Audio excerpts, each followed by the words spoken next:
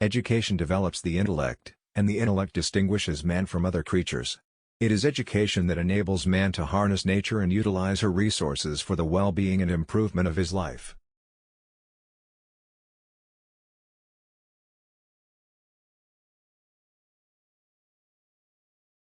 Throughout history, it has been the inaction of those who could have acted, the indifference of those who should have known better, the silence of the voice of justice when it mattered most, that has made it possible for evil to triumph.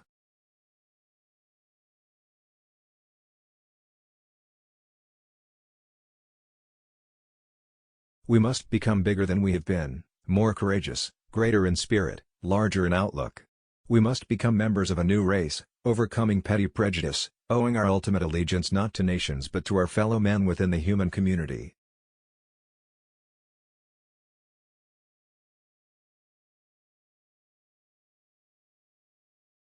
The true leader is a different sort. He seeks effective activity which has a truly beneficent purpose. He inspires others to follow in his wake, and holding aloft the torch of wisdom, leads the way for society to realize its genuinely great aspirations.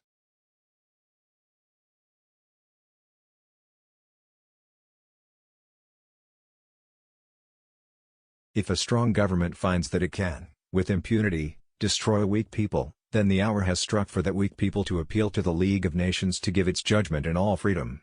God and history will remember your judgment.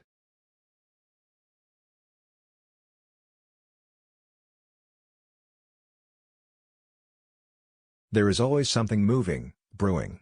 There are ambitious people everywhere. Wicked people. The only thing to do is to deal with them with courage and decision. One must beware of uncertainty, weakness or conflicting emotions, they lead to defeat.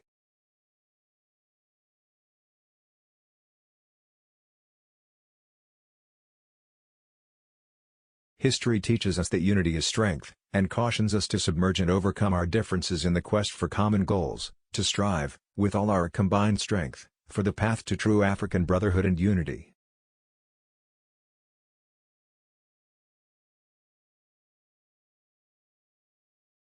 Our youth must be steadfast and take advantage of the benefits of modern civilization. Do not fall prey to idleness, for it shall be a curse to you and to succeeding generations. You must set yourselves us as examples of determination and hard work. Plan your time and use both your physical and mental powers purposefully and productively.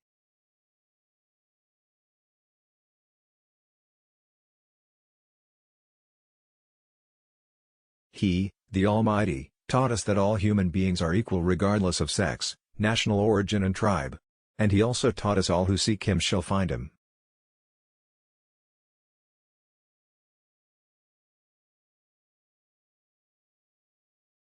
Many discouraging hours will arise before the rainbow of accomplished goals will appear on the horizon.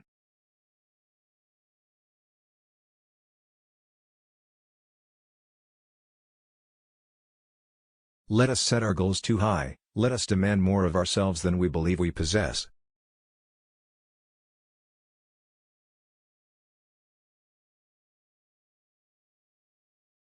In the history of the human race, those periods which later appeared as great have been the periods when the men and the women belonging to them had transcended the differences that divided them and had recognized in their membership in the human race a common bond.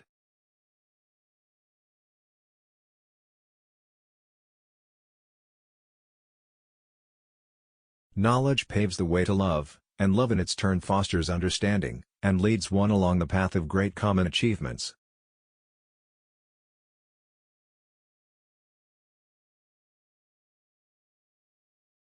It is much easier to show compassion to animals. They are never wicked.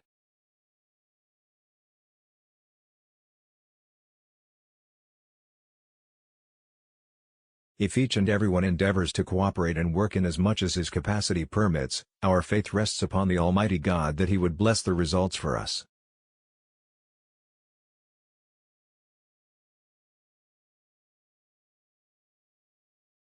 Spiritual power is the eternal guide, in this life and the life after, for man ranks supreme among all creatures. Led forward by spiritual power, man can reach the summit destined for him by the great Creator.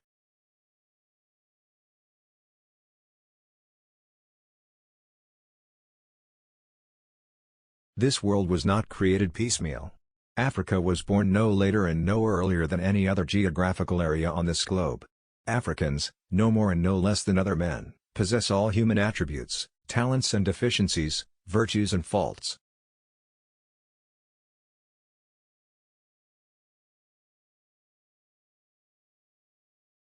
A purely materialistic heart would be like a tree which is expected to bear fruit without flowering and to sacrifice grace and beauty for mere utility.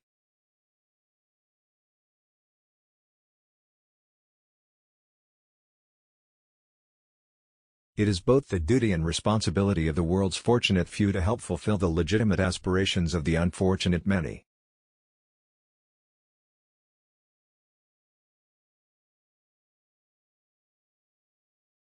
Observe that anyone who dies for his country is a fortunate man, but death takes what it wants, indiscriminately, in peacetime as well as in war.